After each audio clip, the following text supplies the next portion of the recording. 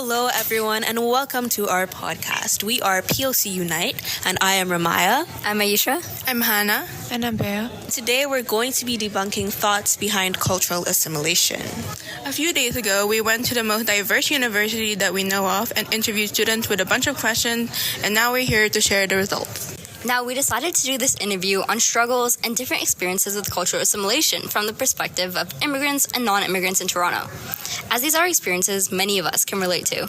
Yeah, so as people of color ourselves, we recognize that many other people of color also experience microaggressions and racism. Personally, I had experienced microaggression when I had first moved to Canada. These experiences would include harmful phrases like, quote-unquote, "Oh, you speak pretty good English for someone that wasn't born here," or being made fun of for my accent and the way that I pronounce certain words. These experiences are examples of microaggressions, and it subtly showcases a prejudiced attitude, usually towards a racial minority, that can either be done intentionally or unintentionally. Okay, so what is your ethnicity and are you an immigrant? Yes, I'm an immigrant and I'm Filipino. I'm Indian. Yeah, I'm an international student. I'm Indian. No, I'm an immigrant student. I am from Trinidad and Tobago, and half, and I'm also from St. Vincent. I'm not fully black, but like at least 70%. So I do, I guess, more so identify as black. I was born here.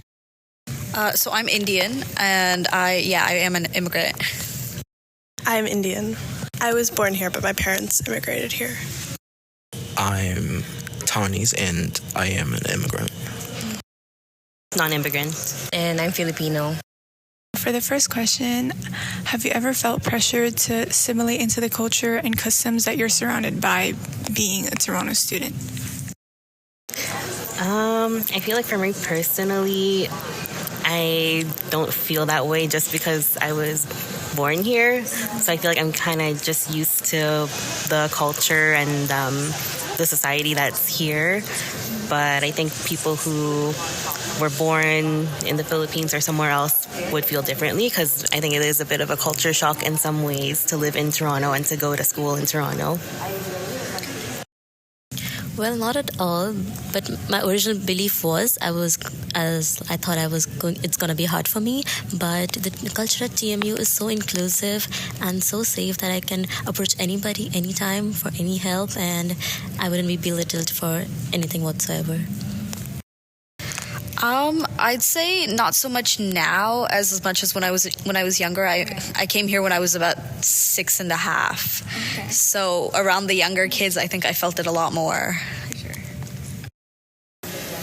For me, I didn't really feel that way because I think personally I can adjust like so easily, and maybe it depends on my personality too.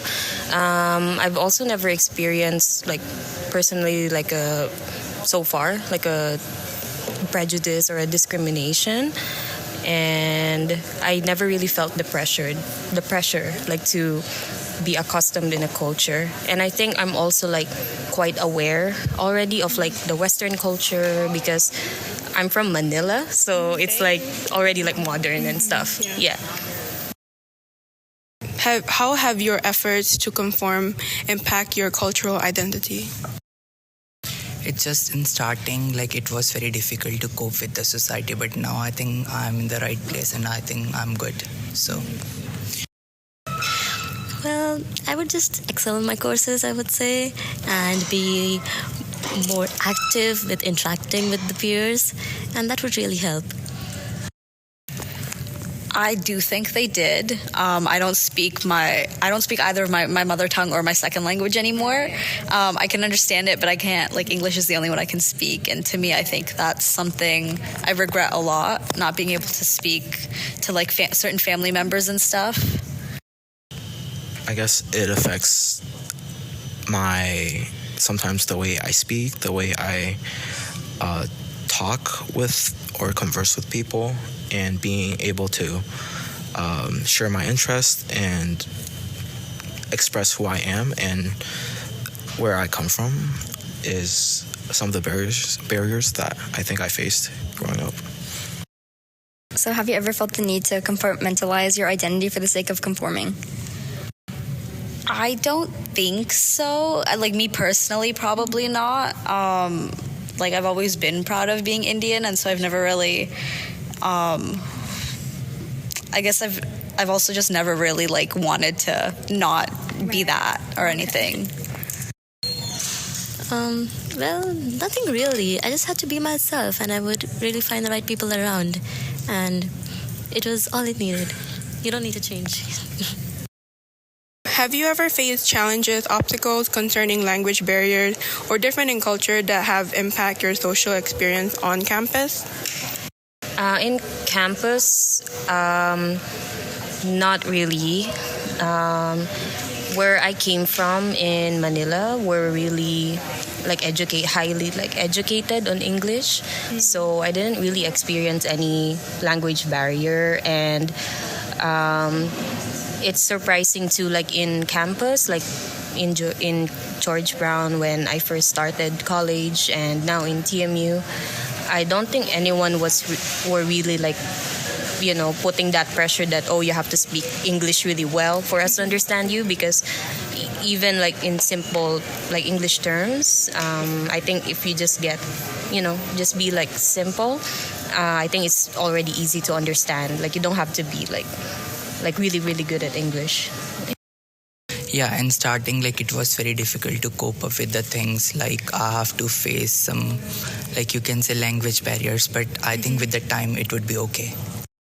I wouldn't say it was a barrier, but it was a great learning experience. So I could interact with people from different cultures and learn a lot from them, plus bond over food and all sorts of things like that.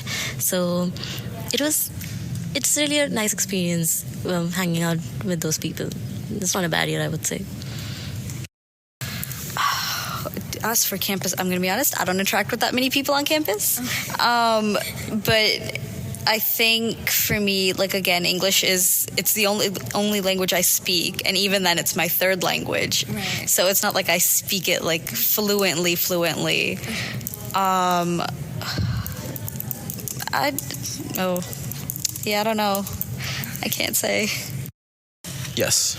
I guess when I first came to Canada, I had a pretty heavy accent, so it affected the way I think I should be able to converse with someone, just being a little shy and being, I guess, more reserved about speaking, just because having an accent may be seen as a negative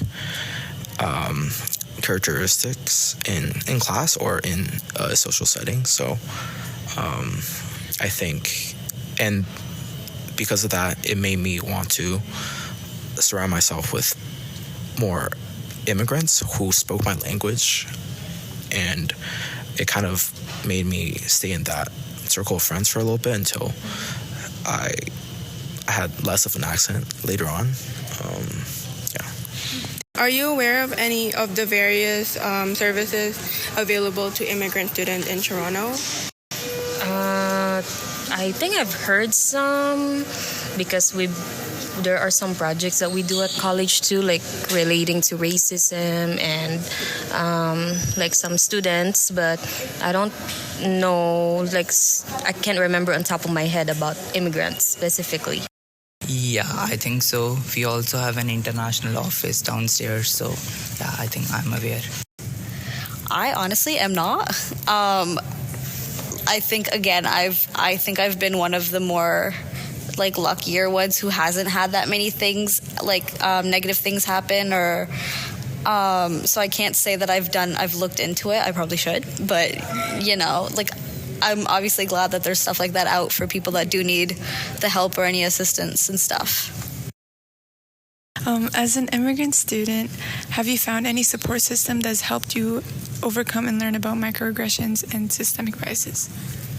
Yeah, I think so. In TMU, we have several departments. I think it's in the podium building, the international office, and we also have the equity office, something. So I think so.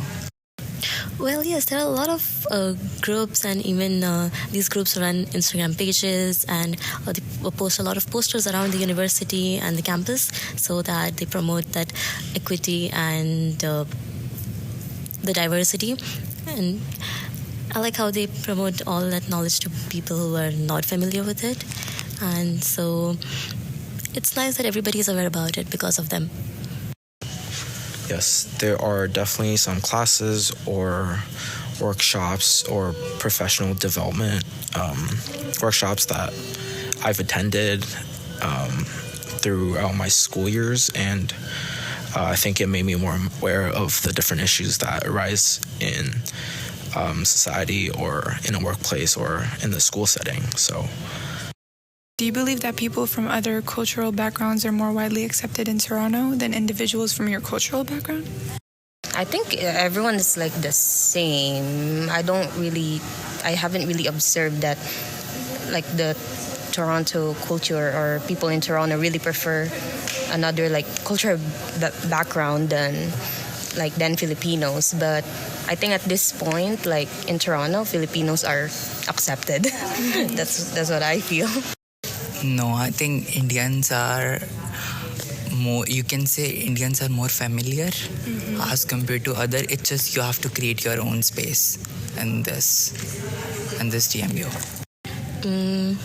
Well, not. I think it's all on your merit and how well you put yourself out there.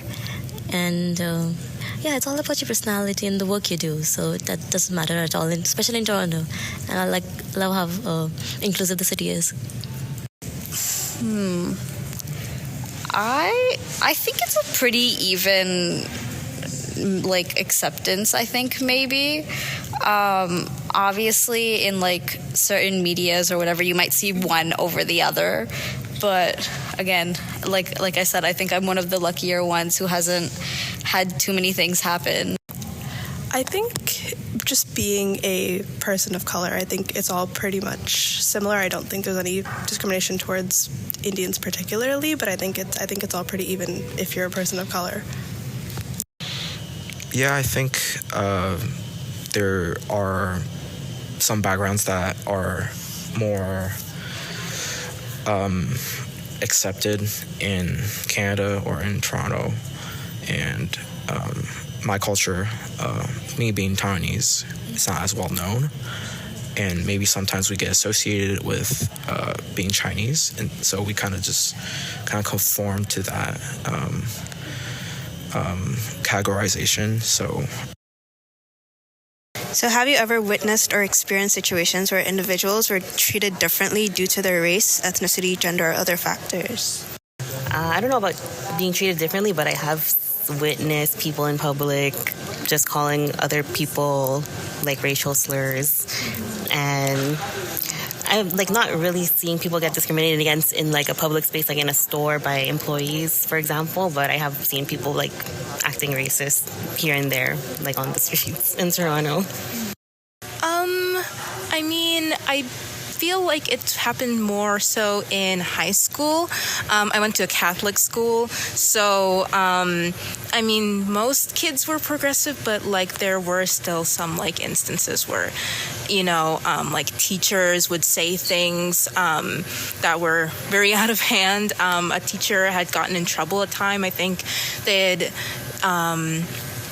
they had said the N-word, and they were like put on leave but not like, you know, fired from their job, as well as, I guess, not technically, but like when I was younger, I went to go get diagnosed for something, like mental health wise, and you know, like when it comes to, I guess they treat boys and girls differently, where I went and asked my psychiatrist about, you know, potentially having ADHD. My therapist had told me, you know, that might be a possibility of me having that, and he said, oh no, you couldn't have it, that's not true, like you couldn't, like just basically brushing me off. Whereas, you know, like he was like, oh, you're all these things, it's fine.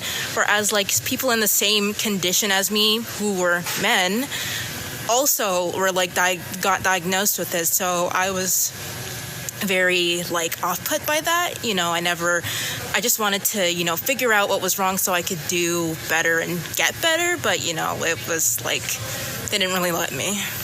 Okay, so bouncing off of that question, would you say that there is a lot of stigma surrounding individuals, whether like despite of their gender or their race, when it comes to mental health? Absolutely. The same thing happened with like my younger sister too.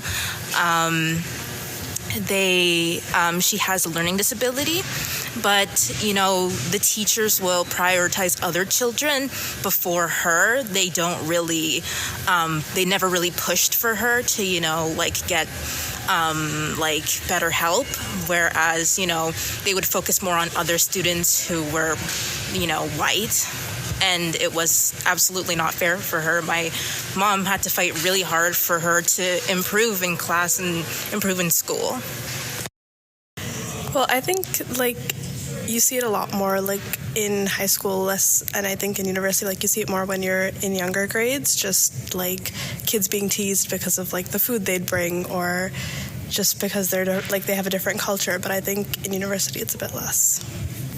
Would you say that it's due to the fact that because children came from different backgrounds and there are biases that their parents would hold, that they held those same biases and they would have become more open-minded being educated in a place like Toronto? Yeah, I definitely think that people treat people like that because of things they're told by their parents or the people that surround them. So I think if they're a bit more educated and in a more diverse place, then I think definitely it would help.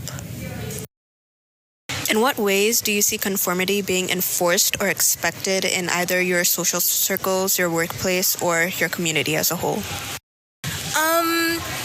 I'm not too, socially active, so I don't really witness it too much. But, I have, I'll see things online or, hear things from my friends about,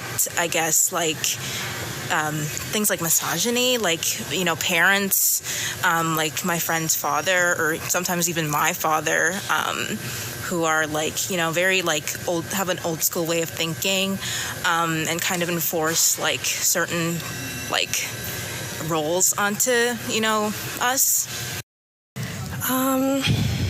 I think it's more. Give me a second. You see it a lot more, I think, just fitting into social circles and trying to make friends. I think there's a bit more pressure in that when you're younger.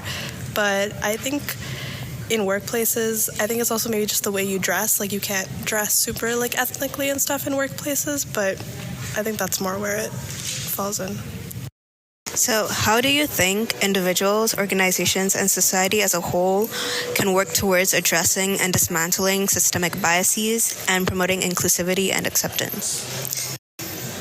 I think in Toronto we can improve on systemic racism, just by getting more educated on other people's cultures, where they come from, being more sensitive to not everybody came from the same background as us. Maybe other people do things differently or act a different way, and we shouldn't judge them so harshly right away. We should try to learn from their perspective if we can. And I think just being more understanding to each other, other people's cultures, and us, other people just as people, will help reduce the racial discrimination that we have and racism that we experience. I think the first step is, noticing it and being willing to talk about it. A lot of people, aren't willing to learn or dive deeper into the issues. I know a lot of people in my family do said problem or had this problem. But, luckily, younger people I have seen change within them. My little sister is very open and accepting of different kinds of people. So is my older sister. It's basically just being willing to learn and being open-minded enough, and actually trying to have a conversation that leads progressively. I think what they can do is just more even with their advertisements and stuff, promoting more education about different cultures and just promoting different cultures in general, like having aspects of cultures in their promotions, in their products, stuff like that. It becomes apparent how crucial education is in the younger years and the ways we can work towards educating the younger generation to further prevent what many people of color face from a young age to becoming an adult. It's through education and awareness that we can change what many people face today, and we hope you learn to become more aware of the issues that people of color face. Thank you for listening.